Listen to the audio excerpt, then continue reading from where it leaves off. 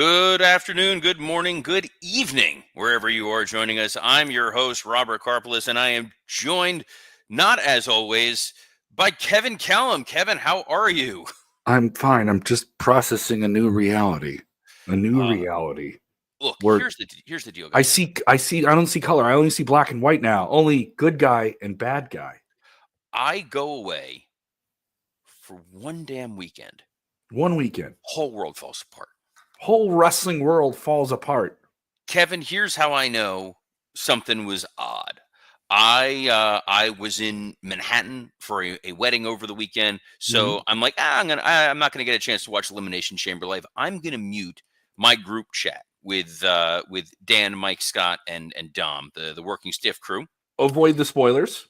I look at my phone, 492 missed text messages. I thought maybe an atomic bomb went off in the middle of the ring at some point, and it turns out, in reality, um, what the hell was that? Is that a good what the hell is that? Or is that a bad what the hell is that? Here's the deal, guys. Ladies, gentlemen, those folks joining us in the chat, live, those watching us all around the world on X and YouTube. I just finished watching Elimination Chamber about 30 minutes ago.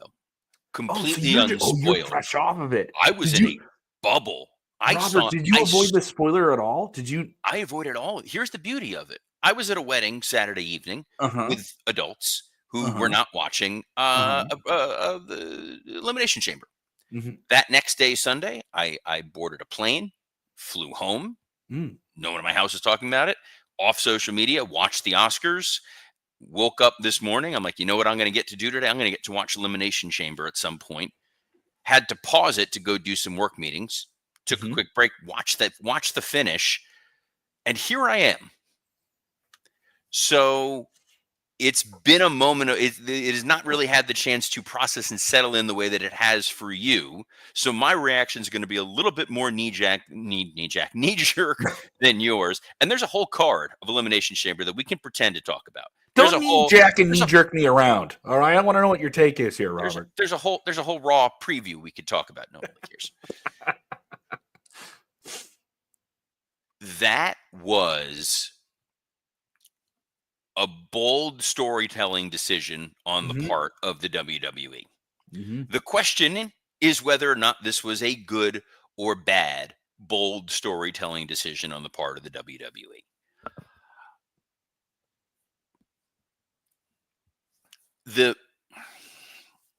I had an inkling. The minute that I realized that the Rock Cody segment was not happening during the show, that it was going to end the show, right? Yes. So I had at one point this thought that you were going to have this Cody Rock confrontation, and the idea of you have till the end of the night to give me an answer. Cena wins, ding, ding, ding. Cody comes out, lays out Cena. Hey, we have our answer. That seemed to register and make a lot of sense if that was the path of which they were going down. When they didn't go down that path, and you had John Cena and Cody facing off against each other, and the crowd in Toronto was having none of it, there was that second of panic of, oh, we're going to do a babyface John Cena, Cody Rhodes match that is going to feel lesser than. And with like a Rock element in between them or something like that. Yeah. It just didn't feel the epic moment that I think they wanted it to feel. And now I realize in some ways that was by design. That was their intention there was to make you not want John Cena, Cody, babyface at WrestleMania. And that here's a big, giant, rolling ball like an Indiana Jones of story to tell you. To tie this into a bigger, broader, more epic moment. What was your takeaway when you saw this? I was there live. You were there? Okay. I was there live. And I remember it gets out right before the show. And I'm working for Sportskeeda. I'm doing on-site coverage and filming a bunch of different things, and was also going to film some stuff the next day at the Hockey Hall of Fame. So I had a full expectation. I'm in the rhythm of the event.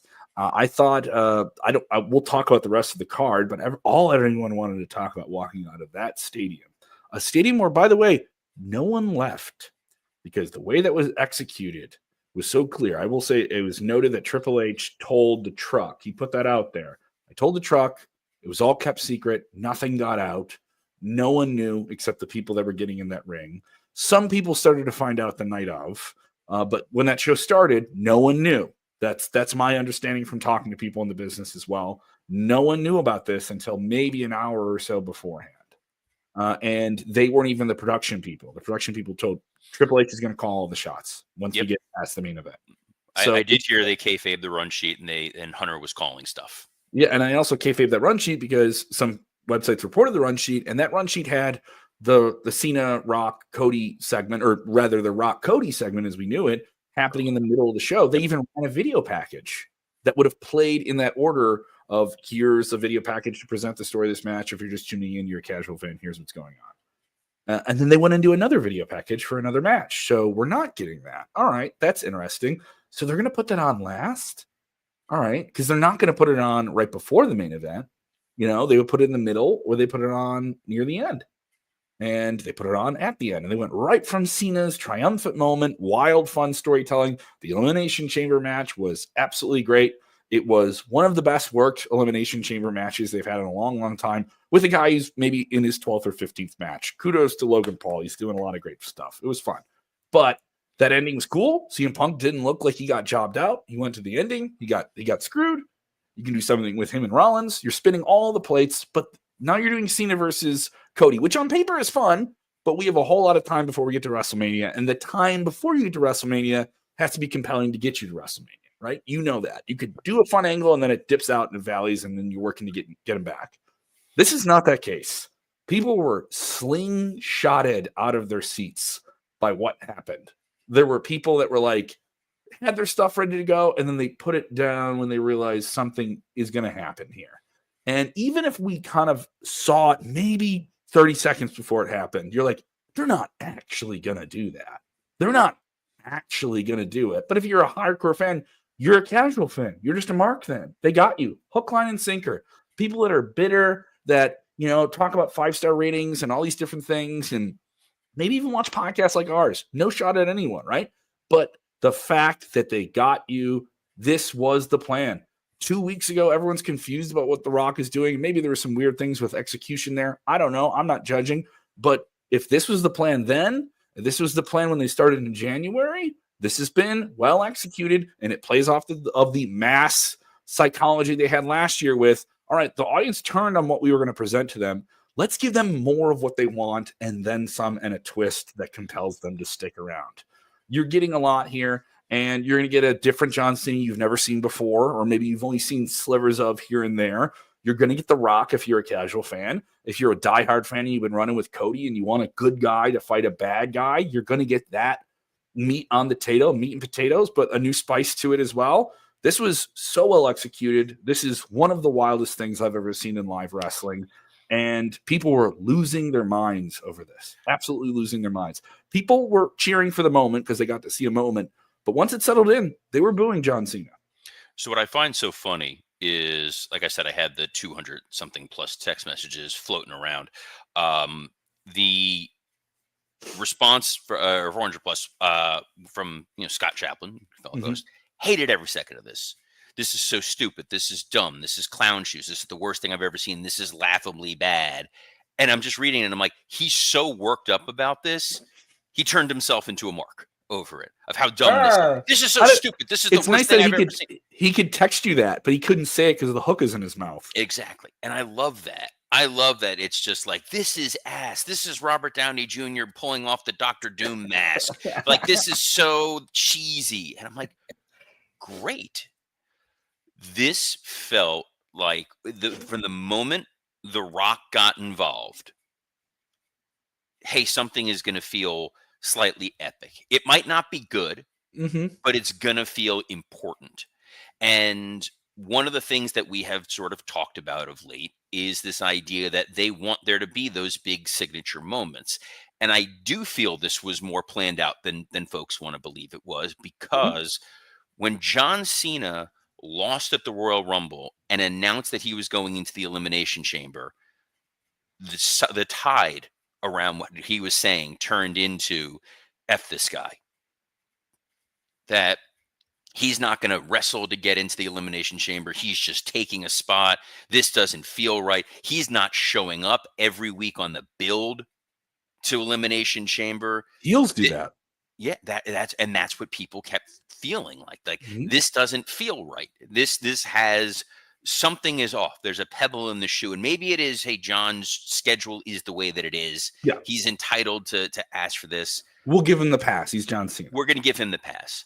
Yeah. Then there's the part that realizes that John Cena right now is very much an actor, in the same way The Rock is very much an actor, where The Rock is over the top about, hi, I'm Dwayne Johnson, and tonight I'll be playing heel Rock.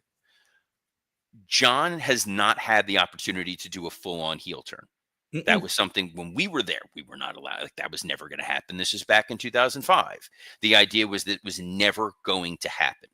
And much like the Undertaker's streak is, it's never going to end. It's what's a big epic thing, good, bad, or indifferent, that we can throw at this crowd and see what happens. We know Cody's favorite match of all time is Hogan Rock at WrestleMania 18, where that crowd organically did what they were going to do. Oh, I love where you're going with this. You have that opportunity for that energy at WrestleMania. We know that The Rock's most watched or not most, but probably most profitable match was WrestleMania 17. That's sort of the apex of Attitude Era wrestling.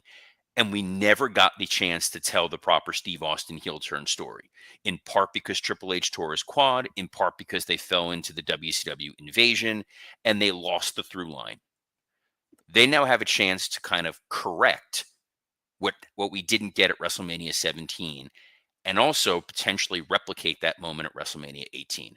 And I think that is the appeal that these guys have versus, hey, we're going to get John Cena versus Cody Rhodes, babyface, and risk damaging the Cody Rhodes machine that we've built. And also risk damaging what you have with John Cena in his final year too. So now it's a win-win. You know, if to me, either outcome is compelling. Like, if Cody can defeat this John Cena, he can have that moment for a new generation with the same type of tones to play and the same parts to play. And The Rock can be involved and be a compelling character. I keep bringing up compelling because it's like you have The Rock doing something that isn't like hosting WrestleMania or coming out for a promo. No, he's a character who moves a story. He's a character who now is a modern day Mr. McMahon. But we don't have to worry about all the Miss McMahon stuff. We have The Rock, and he's personable, and he has this character that's erratic and can come in and just change the show when he wants to change the show. You know, like another character that did that same thing with Corporate Power. But this guy can wrestle, and if the time calls for him to get physical, you buy the physicality. It's fun. So that box is checked. For John Cena, you're going to see him try something different. We'll get redeemed John Cena before the end of the year. I don't feel like that's a bad bet to make. We will get John Cena back in neon colors and jorts before the end of 2025. And you will see him play the hits before he's done, right? Now, if he wins his 17th world title as this new succumb to the dark side, I just need this to win the title one more time. If you weren't with me before, I'm sorry, I have to do this. Like, I can buy that, and he's a character who can pull that off, you know, and enough fans have equity in him over time and investing that they'll care. But for Cody, he's the guy who's going to carry this story into WrestleMania. He's going to be there more than The Rock and Cena are. He's going to have more challenges from them. Who are the fill-in players for The Rock side? I think that's where a Jacob Fatu comes in. I think that's where other people come in and become the playoff, you know, rounds for Cody to get to WrestleMania. And I'm on board. And if people aren't, it's just, you just don't want to be on board to say you're not on board. You want to be contrarian and different stuff like that. That was the best heel turn we've seen in 30 years. Period. Like, and they're going to make merchandise off of it. They're going to do all these different things with it. I want to watch what they're going to do next. And I've been watching this my entire life. And I think somebody who's casual is asking me about it. I had people who don't follow wrestling asking me about this. I had people in sales ask me about this, saying like, how are they going to sell this? Or what are they? I was like, they're going to do a bunch of different merchandise and make a whole lot more money with it. And then go back to the thing they were already making money with before. I'm all for bald Cena. Is he going to change his look? Are we going to have new theme music? That was a big thing. He did the Chris Van Fleet interview a year or two ago, and he said, like, I had all this stuff. Were you working around then? Were you there in 2012? Does that line up with you? No, I was way before then. Okay, all right. But So when the onset of Cena's title run. But the discussions of him being heel when he was already babyface, what were those like internally in WWE? I know, just for your perspective, being at the table. Yeah, it's always a derivation of the same thing, which is number one, Guy is the one who's selling all of our merchandise. You cannot disrupt the cash cow because that's gonna impact everybody's wallet for the chance to take a shot at telling a compelling short-term story, but there was no one to step up and suddenly now start selling that merchandise that Cena was not selling. They have all that now. Right. They have He was their go-to Make-A-Wish guy. You don't want to tarnish that. And number three, in Vince's mind, as long as that crowd is reacting to John, it doesn't really matter. They want to boo him, he's a heel. They want to cheer him, he's a face. He's going to be the John Cena character. And if we give them what they want, that potentially goes away. But this is part-time Hollywood John Cena. And the guy that he attacked the most for doing that was The Rock. And now this idea of, I get it now. I finally understand where you were coming from, Dwayne. You made all the sense in the world. I see the light, and my job, my role, my responsibility is to break the all-time record, to be the unquestionable greatest of all time. And I'm going to do that no matter what, because this industry does not care about me. So I need to do whatever I can to preserve my legacy, and that's what I'm here for. I'm here for all of it, man. The inclusion of Travis Scott made this feel like a mainstream moment. I think Travis Scott, I thought he played this well. He was weird. Kind of hey, why is this guy here? Yeah. This is odd. But you couldn't stop watching it. And it's like, this is going to get play and press and publicity across the board. A lot of people making Dennis Rodman comparisons. Was he out there a little inebriated, a little loosey-goosey? But I don't know for sure. I'm not going to make that. He's out there waving sage in the air. Yes. He was, the last time they had him on television for the Netflix premiere, he was clearly smoking something. So, bad boy's going to do bad boy things. But that's going to make that moment even bigger. That you have one of the biggest, music stars in the world standing there for that moment.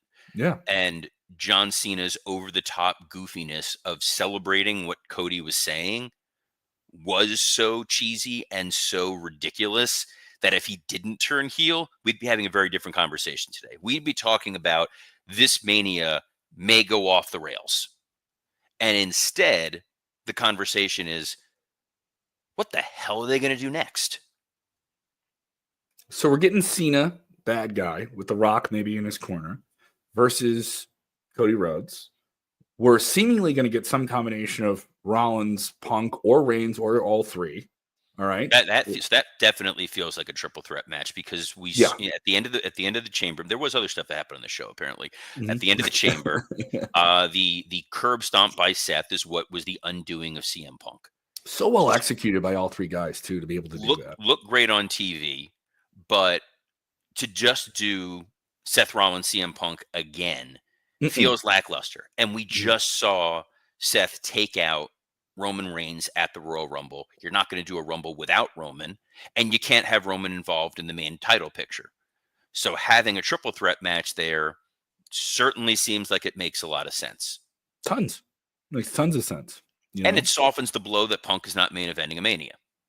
Is he going to main event one of those nights? Because you have two nights. You do have two nights, but main eventing, I've said it a trillion times, and I'll say it now for 1,000,000,001, not main eventing with the women on the first night, I think does them a disservice. And I think if you're doing Rhea Ripley, Bianca Belair, that you could get to that being a big time match. Let's talk about the women. Women's Elimination Chamber.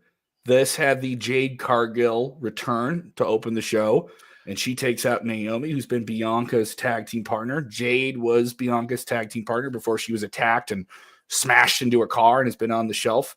It was a fun, exciting beginning. I thought Alexa Bliss looked really good for someone who has not wrestled a whole lot in the past couple of years. She looked fantastic. She took in her moments. Her pacing was fantastic. Liv Morgan seemed like the MVP to go through this whole thing, but it was Bianca Belair's match to win. Bianca wins. She gets the title match with Rhea Ripley at WrestleMania.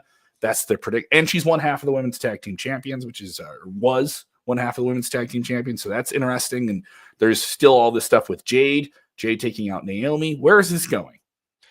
Check the record books, guys. I called it when Jade got put through that car. I said, it'll be Naomi. All these months later, it was Naomi. What if it's Bianca? What if Bianca turns heel the way John Cena? It could be Bianca behind it. Yeah. Which I don't hate, but I did it for Bianca. That type of thing. Oh God. She's learning from her father-in-law. Yeah, but then the story really becomes that you want to see Jade versus Bianca and not Bianca versus Rhea. So it is a little tough. I think that you need Naomi versus Jade, which can be a Mania match in theory, or the SmackDown before Mania or something like that, to put out there, and then you can eventually reveal that Bianca's the one that did this all along. It's very possible. I don't know. I think that you could do a Bianca Rhea babyface match, and it would be okay. I think Tiffany Charlotte, I'm a little less enamored with. I don't know how that match is going to go.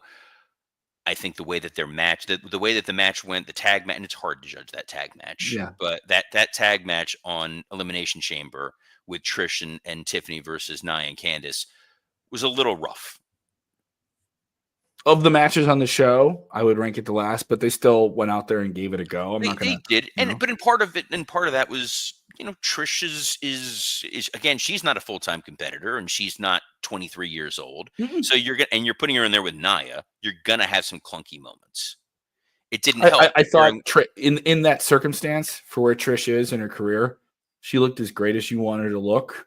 And I think they should have utilized maybe Tiffany and Candice a little bit more in that match. But that's just me, being there. And also, they had to go on after the Elimination Chamber, which I don't think is easy. That number 2 spot is never easy on any card. It's not, but it's interesting because so you set up essentially Alexa Bliss, Liv Morgan coming out of Elimination Chamber based on their little interaction, which was already teased at Rumble. You're clearly setting up Roxanne Perez and Bayley. You're getting Naomi and Jade Cargill, and you're getting Bianca and Rhea. So as far as the Women's Elimination Chamber is concerned, you accomplished a lot in one match. And that's, to me, the mark of a successful match. Successful show. You set up a bunch of different stories for WrestleMania season right now. Oh yeah, I'm just touching on that match, but that match alone, boom. I've got a lot of things coming out of this, and they're gonna follow up with it and pick up the pace. And this is almost like a Rumble, right? Almost like a Rumble. Exactly like Rumble. And they planted some of those seeds at Rumble that sort of paid off here. That will pay off going forward. And I'm always critical of AEW, especially with their women's division, where they have these great matches, and then there isn't that strong of a follow up. No. So here it's like, all right, everyone was well thought of, was well protected, and is going to have some place to go. The women's tag match was a chance for Tiffany to get the win. Fine. That it wasn't great. Didn't offend me. What did you think in the arena of Kevin Owens and Sami Zayn? They presented it like a non-sanctioned thing. It's a big arena. They didn't use the entire building. But the crowd was really invested in it. Canadians love seeing Canadian wrestlers in a big time match, and they got that. And you could see there was a noted, effused emotion from the audience when they came out. And they took that moment when they started, and then they played it well. And then in retrospect, some people are like, "Oh, they aren't bleeding. They have barbed wire, but they're not bleeding, or there wasn't this." But at the end of the night, I think that makes more sense. Cody needed to have the bloody spot of the night, and he got it. So that made more sense. But it was brutal. It was fun. It was a really, you don't have to reinvent the wheel with these hardcore matches. And you have 2 guys that know how to deliver that type of match. And Sami can lose and still be Sami Zayn. Kevin Owens is a son of a bitch character who has this chip on his shoulder who gets shorted. They even did the spot where the referee had to run to the ring, right? And the referee, they've done that with him before, but it's effective where it's just like, no, like this guy who circumstantially gets cheated, but you just don't care because all he does is bitch and moan, right? So I love the idea, the history between them. You can go back to it. It's the 2010 version of Cena versus Orton. You can go back to these guys anytime, relatively, and they can work either together as a pair or against each other. And the relationship will always be something you can touch on. I think that's special when you can take real life friendships and turn them into, huge over the top storylines.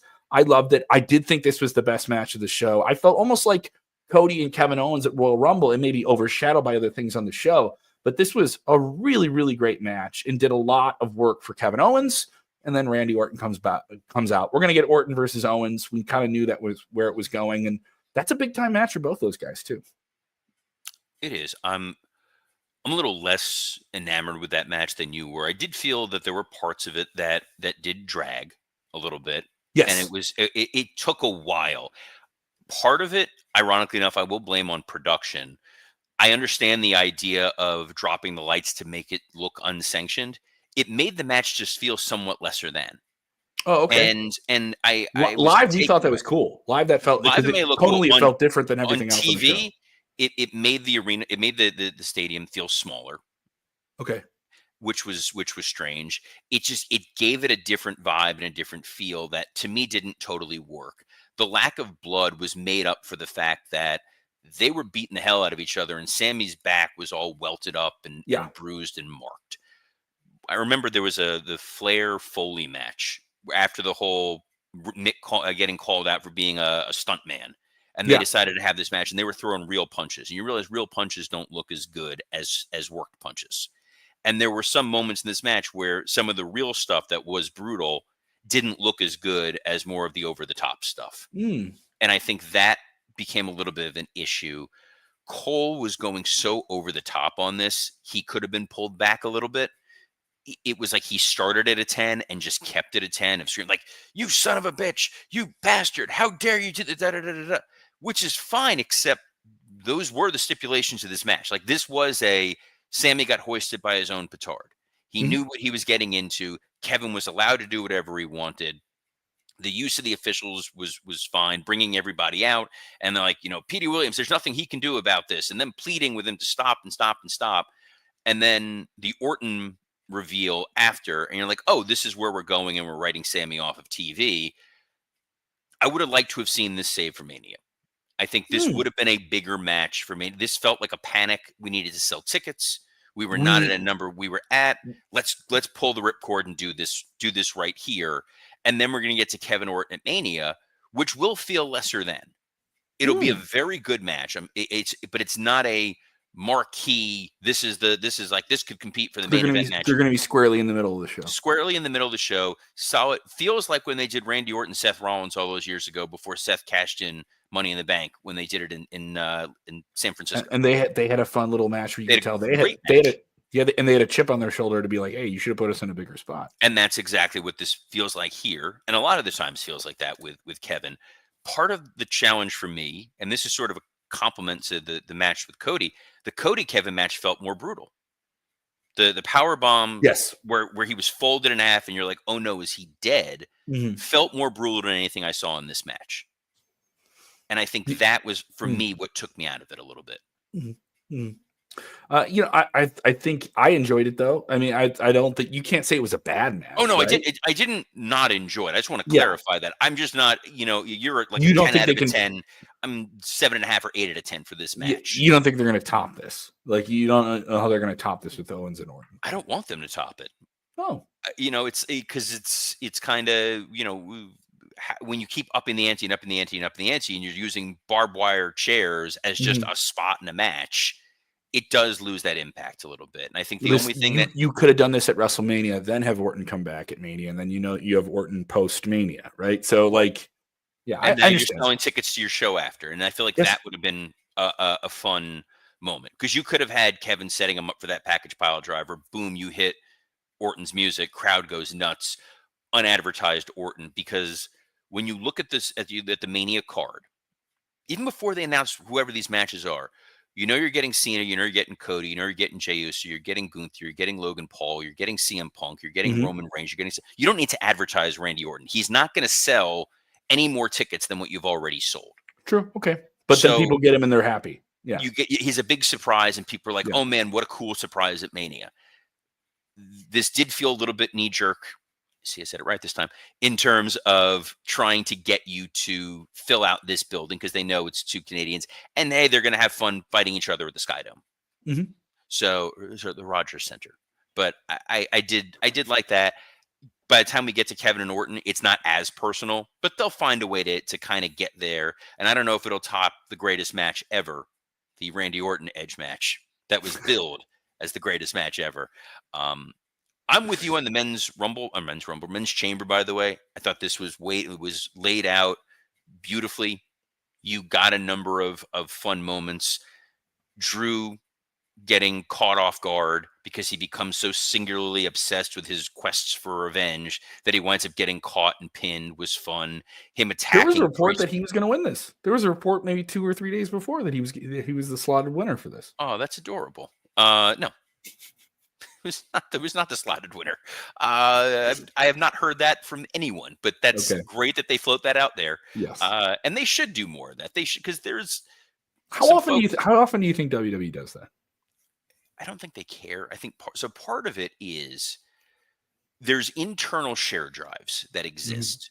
And when we used to post the run sheets, we would kayfabe the run sheets for what gets posted internally. So the writers would know the full script, but hey, everyone's got to know where things are laid out. You got to know where to put spots and build bumpers and graphics and all that. So there would be a slightly kayfabe version of the run sheet. And we would see stuff from that slightly kayfabe run sheet wind up online. And it was frustrating, but anybody theoretically in the organization could access that share drive. So if you're in the graphics department or the merchandise department or ticketing, you can go into that. The advantage that they have is most people who work at WWE, not to burst your bubble, guys, could give a rat's ass about wrestling. They are there because this is a global company. It pays well. It's located adjacent to New York. It was a great company to work for. I know there's the reports now, people upset about pay and whatnot, but just generally speaking, if you're going to live in that area, it's a great company to be an employee of, even if you don't love wrestling as a product. And I've worked for tech companies. I don't know what the hell they do half the time. It's not a product or service I'm necessarily using personally, but it's a great place to work. And that's how a lot of those people, so you can put it in a share drive. They're not worried that, Peggy in accounting is going to go into the system and be like, oh my gosh, they're doing Undertaker, Great Khali. But there are some folks who dig and find and want to, build credibility and push those ideas out there. They're not going to take the time to start planting stories for the most part. But we have people in the comments saying that they're doing that, but I don't think that's the case. But I will. It's worth noting is Triple H said his favorite thing is this didn't get out. This didn't the big moment at the end of the night was Cena turning heel and joining The Rock and setting up this huge match at WrestleMania. Well, mind you, he set up the match by winning the Elimination Chamber, right? So I was going to say. So before we even get to that, so you have this situation where Drew gets eliminated by Priest, then costs Priest his shot. So you can still go that path of Drew and Priest at Mania. Kind of feels like a Kevin Owens Randy Orton match where this should be bigger than it is, but there is a story and you can get there, and these guys can go out there and I'd say kill it, but do their best to try and kill it. But there's guys who can get a bad slot, or women on the show who can get a bad slot, and they go out and they may not even get the most time in the show, but they had the best match on the show. You can steal WrestleMania and not be in the main event. It is doable. It's been done. I'd say Jacob Fatu stole the weekend based on what he did on SmackDown was probably better than almost everything there was on Elimination Chamber. Like there are guys who maximize their minutes. I had a lot of people who were coming out of the show like, how is he not on the show? How is he not worked into this in some way or something? You don't need him. No, I think it was smart to not put him on this show and save that a little bit. But you've set up Damian Priest and Drew McIntyre. Logan Paul being this obnoxious Weasley heel, he looked great in this match. For a dude who has not worked a ton of matches, knocked it out of the park. He is an easily hateable, detestable person, and he plays that character, and he emphasizes it, right? But his time, why was he not doing this years ago? Like the whole time I watched it, I was like, there is so much money that could have been made with you if you just started doing this even earlier, you Because he know? was busy becoming a very popular global brand in worlds that we don't Yes, necessarily traipse that in. we don't even follow. Yeah. No, it's like meant nothing to me. And then my daughter's like, "Did you know he created like a Lunchable snack thing that had mold in it?" And I was like, Yes. "No, no." I knew he was a Disney Channel kid, and I know there was something controversial he did in Japan in a Mhm. sacred forest, and they were like, "You're, to hell with you." And Prime Um, Drink is everywhere. Like this Prime guy's drinks everywhere. everywhere. It was in the airport. It was all over the place.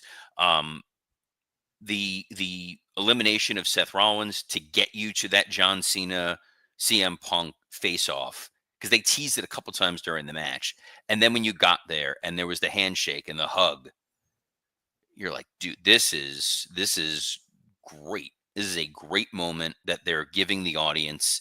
Seth being the reason that Punk lost, rather than beating Punk clean, so you still save the John Cena heel turn, and John Cena not winning clean was kind of an interesting decision before you ultimately get to the heel turn afterwards, and everyone kind of has something to do, Mhm. and I think that's what's huge. Yeah. This is what you want. All the plates are spinning, This is what you want. And I just like I walk into the show, like I heard some people say, "Oh, this was this," and it was like, "But are you feeling good about this? Like, if you're a WWE fan, are you feeling good about this? If you're even a casual fan, a diehard fan, all the different things you want are on this show. And if you're reaching, and this isn't me being like, "Oh, I'm a homer and I'm just rooting for WWE." No, I think they're listening to the audience. They're really trying to pay off with long-term storytelling. Mania should have a payoff. It should have a huge payoff. And there's a potential for us to get that either good or bad. We can get Empire Strikes Back or we can get Return of the Jedi at WrestleMania. And we can get either one of those. And I think that's really cool. It's also a challenge with 2 nights of WrestleMania. They're spinning all the plates that they can spin. I think they're doing a pretty strong job with this. And what do you think they're going to do kind of on Raw and SmackDown to get there? We have Rhea and Io Sky tonight. We have an Intercontinental Championship tonight as well with Lyra and Ivy Nile. We have a tag team match, the War Raiders and American Made. A bunch of big names going to be on the show. Keep this thing moving, huh? Well, speaking of plate spinning, and we got to Mm. get there was a lot on this thing to talk about here. But guys, are you ready to optimize your nutrition this year? Mm. Factor has chef-made gourmet meals that make eating well easy. They're dietitian approved and they're ready to heat and eat in just 2 minutes, so you can fuel right and feel great no matter what life throws at you. Factor arrives fresh and fully prepared, perfect for any active, busy lifestyle. It says here you can lose 8 pounds in 8 weeks with Factor keto meals. I've been doing Factor since early February. I'm down 25 pounds. This 25 stuff pounds. knocks it out the park. It is an absolute game changer for me. And as a guy who can't cook, it's amazing. As soon as I'm done recording the show, pop one of these in the microwave. It's done in 2 minutes. My father-in-law, who was watching the kids over the weekend here, texts me and he goes, "Hey, I see you have this stuff in the fridge. Mind if I heat one up?" Thinking it's going to be like one of these lean cuisines. I'm Yeah. like, "Go for it." Went nuts for it. Thought this was What's the what's greatest your thing ever. what's your favorite Factor meal? What's your favorite one? There is a chicken chimichurri that I don't know how the hell they did it, but it tastes amazing. That's a legit. It's really damn good. And you guys can eat smart with Factor. Get started at factormeals.com/Factor Podcast. Use code Factor Podcast and get 50% off your first box plus free shipping. That's code Factor Podcast at factormeals.com/Factor Podcast to get 50% off plus free shipping on your first box. Um, Alarms are John, going off. Go ahead. alarms are going off. It's the John Cena alarm here. So yeah, they Ba, ba, stacked ba. this. They stacked this Raw tonight perfectly because there are 3 title matches on there. So you're getting the women's world title match, Rhea Ripley, Io Sky, to tease. Hey, maybe there's a chance we're getting Io Sky, Bianca Belair. We're not, but let's pretend that we're going to tease that. I That did would be like that they even teased that last night when they did like a face off at the end of the show. They even made sure that Io was a part of it. I thought that was good. Good. brilliant. It was a really smart idea on their part to make it seem like, hey, this is a good idea. Lyra Valkyria, Ivy Nile for the Women's Intercontinental Championship, and the World Tag Titles, the War Raiders versus American Made, which means there is a possibility that Gable, with his Lucha Whisperer, appears, and all of a sudden American Made has a bunch of gold. Who is that Lucha Whisperer? I have joked and then slightly not joked. I wouldn't mind if it was Vicky Guerrero. She would be perfect. She would be perfect, and it'd be great for Dom to see his stepmom. Oh, if she was, yes, if you saw this stuff, but if she became like the secondary talking piece for American Made, and she was almost like a MAGA type of like character, you know what I mean? Like a MAGA Karen type character, she would be awesome for that. That's a great idea, Robert. I would love to see that. It's That would be amazing. the only downside to it is Gable's such a good mouthpiece too. He is. And I don't know if he He is. necessarily needs it, but it could. I think that could be pretty fun. And yeah, the big thing here is you're going to get everybody kind of reacting to what John Cena did, and the long term storytelling for this heel turn, where it's fun, is every match he's going to be in now is going to feel fresh, and the most interesting one of those is going to be him and CM Punk, because this is, hey, you did the thing that we never thought you were going to do, Mm-hmm. and now I have to reconcile with that. Mm-hmm. That could be pretty interesting. You can get to Cena Roman if Cena Mm-hmm. wins the title. Lot of fun things at If play Cena here. wins the title, you can do kind of all of his classic hits again in some way or another. You I've get heard one other more people pitch Cena that. Orton out of this deal here. It's very hard to judge 2 days in, for a lot of you, for me an hour and a half in, where this is ultimately going to go. But you can't deny, love it, hate it, doesn't matter, that WrestleMania is not now more intriguing than it was a couple of days prior. And no one who watched Elimination Chamber on Saturday came away from that saying, I'm not watching WrestleMania now. No, no, and That's the success, guys. the risk of doing an angle after an elimination chamber match, just me being there live, I was like, you gotta make a moment here. You can't just have a promo and a match is made, and Cody, even if and you got the pop of Cody telling The Rock to F off, which is a very calculated use of your PG-13 limitations, right, on a streaming partner. And it played into the history because The Rock told Cody to do the same thing a year ago. And I felt like you can't have Cody turn heel. Like you cannot insult your father's legacy like he did on a belt, and don't make the dream die again. You know, like you can't do that. Was where I was. No. There's no way Cody can do that. And I know there's people that are detracting of Cody, and they're going to say Cody can't be the guy anymore. I can go to you guys and look at the Kevin Owens match. He can do it. Look at the AJ Styles match. He can do it. Like he can do this and be that guy. And if he loses the title, then everyone's going to want him to get the title back. You know, like it's kind of weird how fans get kind of fickle with this stuff. Everyone was poo-pooing on the story, was doing like a week ago, and now hooks and mouth, man. Hooks and mouth. Here's the thing. They will be able to turn Cody heel, and eventually that crowd is going to be clamoring to see heel Cody Rhodes. Don't think it's right now, though. It's not Don't now. think it's right now. This would have been too soon. This would have been way too premature. Guy is still what did I say about John Cena earlier on? This guy is still your merchandise seller. This guy is still your Make-A-Wish guy. Most importantly, this is the guy that younger fans are going to see. Mm-hmm. This is what your 10 and under crowd wants to see. Your 12 and under crowd. 100%. My nephew's 12 years old. Like he will only reach out to me on email. He doesn't text. Like he'll email me wrestling stuff and be like, "How did John Cena do that? I really hope Cody can get him at Mania immediately." And Cody's his guy. He likes John Cena, you know. But as he's described, he's like, "Well, John Cena's your Hulk Hogan." Like I was so proud of my nephew when he told me that. I was like, he told me that, you know. I was like, "Oh, we got a little smart mark right here. I love it." But I'm feeling WrestleMania, man. Feeling it. Absolutely feeling it. Jay Uso is, crowds love him. I was in New York. I saw 3 different Eat shirts, which is baffling to me. But he is not at Cody level. They have not had a Cody guy since Cena.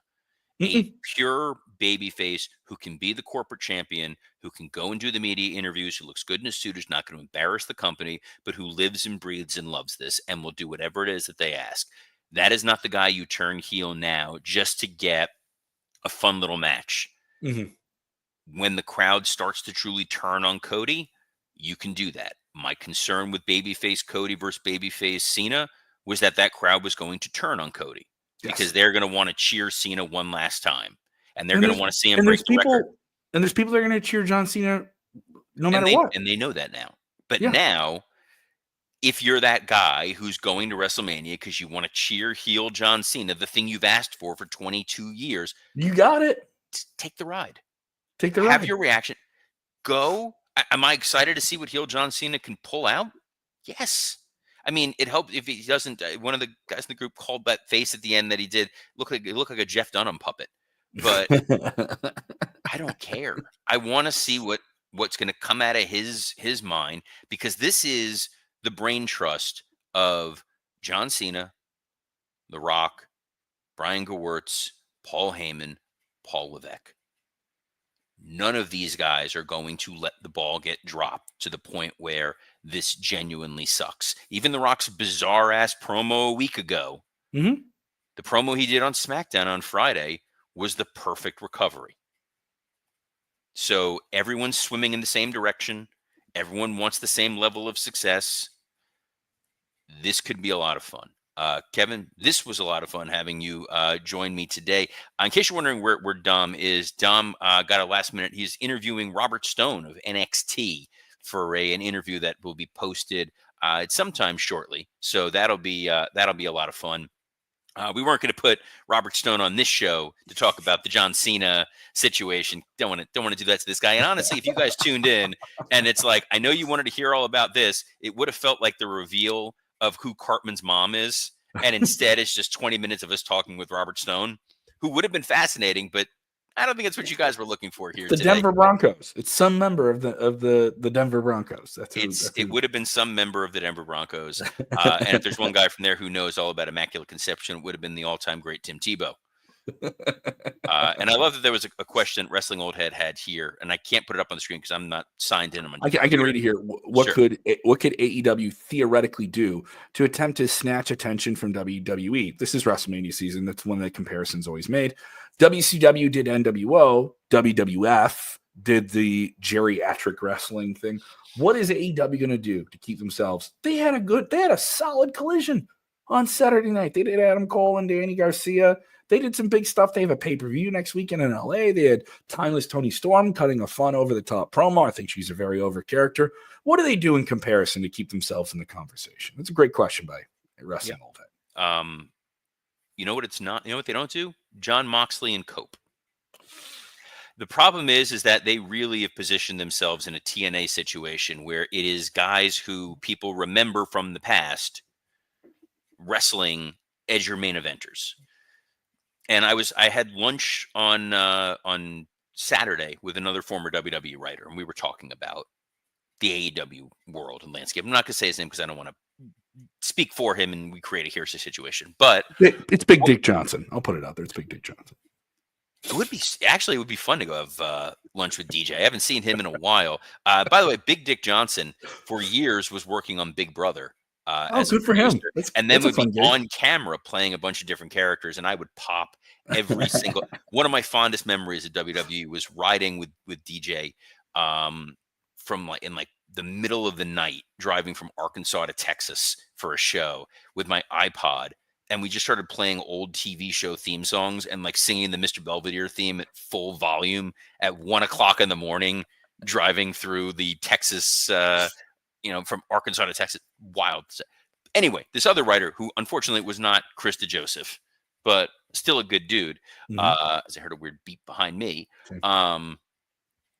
We were saying if AEW's ratings are what they are, this 500,000, 600,000 viewer thing, clearly the lapsed WWE fan that is a fan of Moxley or a fan of Edge or whatever, they're not coming over. They're not saying, hey, I want to go see these other stars.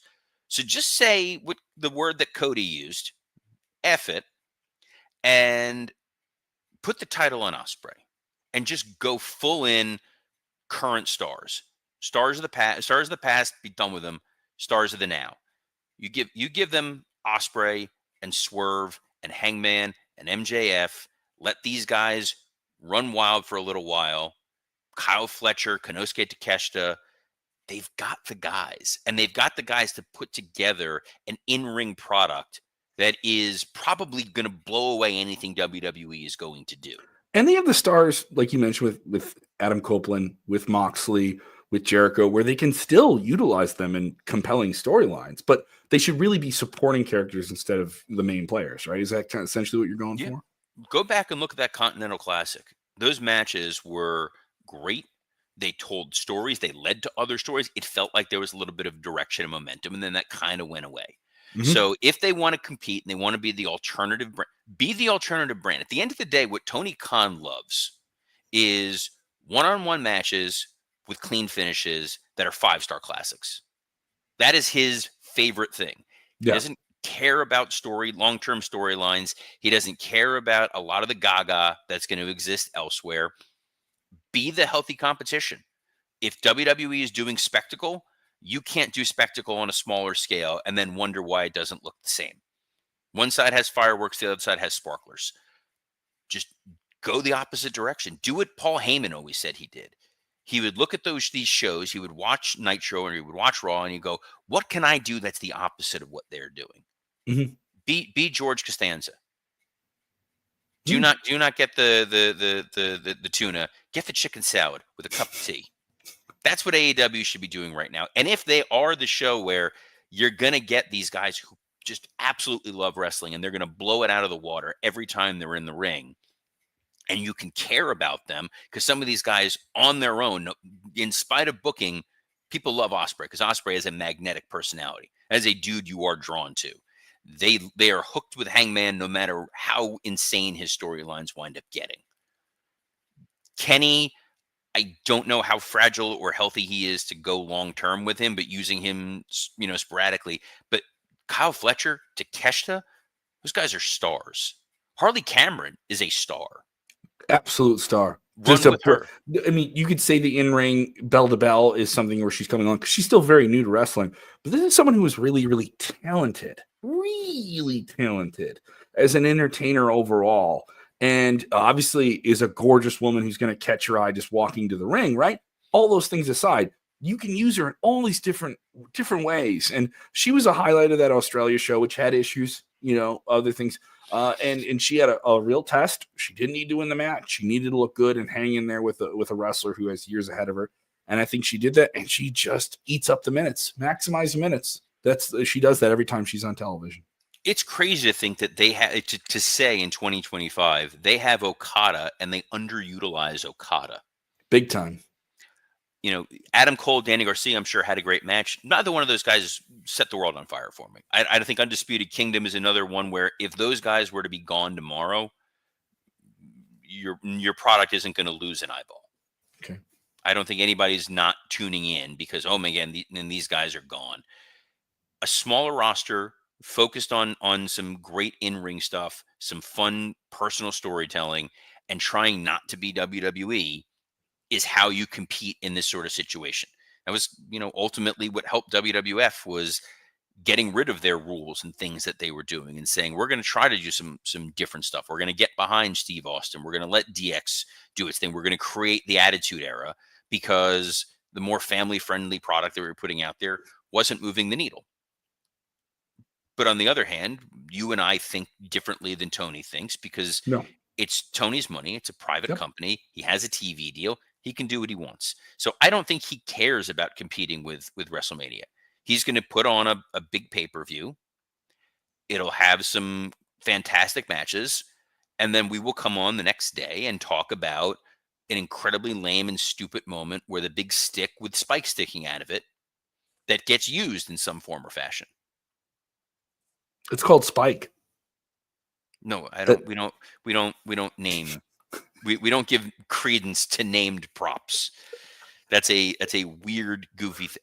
This is Mike. This is Mike. I'm talking to Mike right now. This is Mike. He's with me here. It's Mike. My prop is usually Dominic D'Angelo. he's great at it. But you're not gonna top the Cena story, and they tried with the Jarrett retirement. At the same time, you had the Cena retirement. And then they really backed off that Jarrett angle, didn't they? They bailed off that in a hurry. And I think you honestly want to know why I feel? Dustin ate his lunch. Dustin's whole story of I'm the last of my kind, and I've been doing this a long time. That crowd was all in on that. They did not care about Jarrett. Which is And Jeff's a redeemed person who's gone through a lot in his He life and is. is a genuine he was literally born into wrestling, born into it, right? And loves it and has done a lot. Transgressions aside, he's a very, very, very good person who's done right by the wrestling business on the other side of other issues in his life. And I think he wants to have a fun way that fulfills ending his in-ring career and deserves that. But he finds himself in an AEW that's in a sense of uproar and turbulence. You know, I almost wish he was in TNA. I I wouldn't. almost wish he was in TNA. I would not mind that at all. Yeah, I almost wish he. The whole time I watched it, I was like, if he was in TNA, they could have some WWE people come over and do angles with him, and really, and it wouldn't take away too much from other things, and he would know, oh, it's a youth movement. I'm going to play a backseat, but I'll do this mid card kind of feel good sentimental thing, and they've been fine. And I guess AEW was trying to do that, but then keep it edgy, him in there with MJF. I don't know what favors MJF did with him in those promos and stuff like that either. And those were entertaining, but I don't know what it does for Jeff to move the story to the next week. It didn't move the Jeff story because the crowd didn't care, and I think that's the issue. If the crowd Mm-hmm. would have been on board with it, those would have felt better. Max Mm-hmm. saying all the crappy things to Jarrett, and then Jarrett getting his comeuppance. The problem was Max was saying all these crappy things about Jeff, and the crowd going, "Yeah, you're right. This guy is well past his prime, and we don't care about him, and we didn't care about him back then, and we can't pretend that we have these fond memories of his TNA times or his WCW times or his WWF times or his Memphis time, um, or any other company I can't think of that he worked at." So the Dustin stuff, people love Dustin, and Yeah. that was what made it feel more authentic. I think for Max, it was a good palate cleanser between that Adam Cole nonsense to getting to the Hangman Page stuff right now.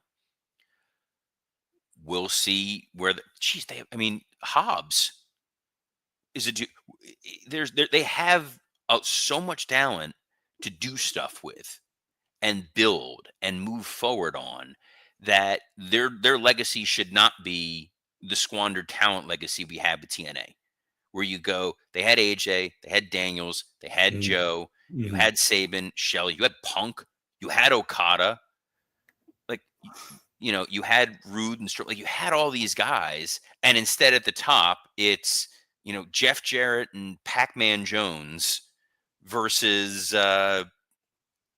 fill in the blank who just got released. Oh boy. So this was our extra long edition of Rumor and Innuendo. It was a double-sized episode, but to be fair, I wasn't here Thursday and Friday. There was a lot to cover. And how often does John Cena truly turn heel? I did see someone online say if he comes out speaking Mandarin, best heel turn ever. So, Before we sign off, just want a yeah, short answer on this. The comparisons to Hogan in '96, him joining the NWO, that long, like the NWO is there, but that like literally makes NWO the biggest thing in wrestling at the time, and it turns the needle. And WCW truly becomes the number one wrestling promotion for like over a year and a half. That really launches the rivalry with WWE. In comparison, what does this do? Because this is WWE's already in a very, very prime position. They have the Netflix deal. They have a variety of big guys. There's no one true guy in WWE. There's a variety of different people at the top who are playing main event roles. How would you compare these heel turns between Cena doing it now in 2025 and the Hulkster going Hollywood in '96? Yeah, it's not the same for a couple of reasons. Number one, the Hogan heel turn was because Hogan was their top baby face, and that crowd was sick of him, but he was a full-time roster member. And by turning him heel, you suddenly got a full-time heel who was the boss. John Cena here is not the boss. He is very much a henchman for The Rock. I think this takes the pressure off of Cena's last run, that it's not babyface Cena, who we saw couldn't win over and over again, uh, getting a chance to finally get some wins back over some top heels. Because if it's babyface Cena, then he's going over Drew, or he's going over potentially heel Seth, or he's beating Solo, or whatever that may be. Heel Cena becomes intriguing, and whoever he's working with now gets the opportunity to play with a totally different character, and it feels new and different, but it's finite. We know Mhm. he's gone at the end of the year no matter what. So every match does feel important to begin with, but it's more important now because this is the first time you're seeing main event heel monster John Cena. And that makes it feel fresher than if it's the John Cena nostalgia tour. He's going to come out in the jorts and doff his cap. And hey, I'm going to, that moment he had with Punk in the match where they shook hands and hugged, you would have gotten that 10 times for the rest of the year. That's Mhm. all gone now. And you can This is do that now, again before he's done. you definitely can. You can get a last minute feel good, happy, happy, joy, joy. But this is a dude who's, hey, I'm going to try something different and I'm going to help the business and leave it better than I found it.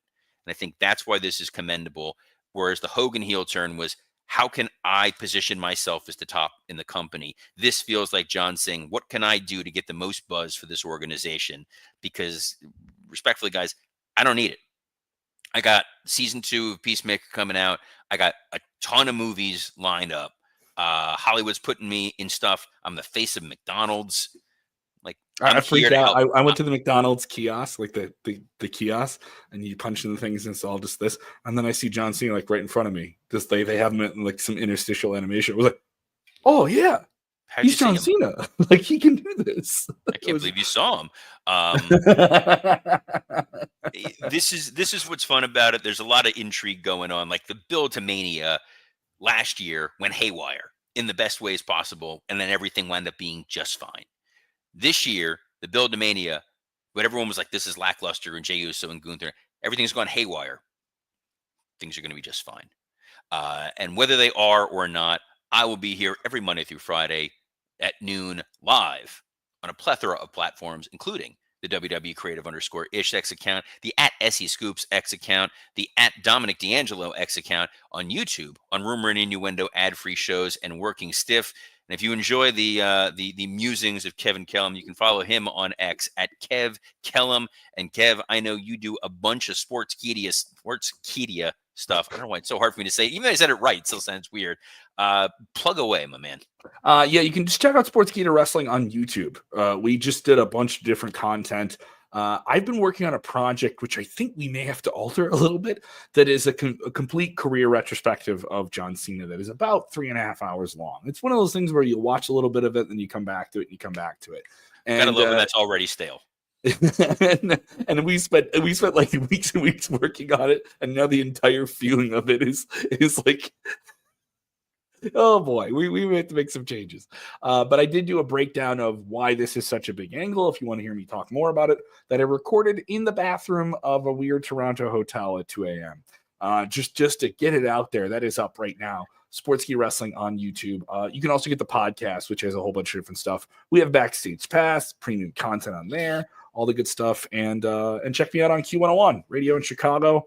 I will be recording my first stand-up comedy album coming up in August. I'll announce all of that pretty soon. Amazing. Well, on behalf of Kevin Kellum, Dominic D'Angelo, and all of us here at Rumor and Innuendo, best of luck in your future endeavors.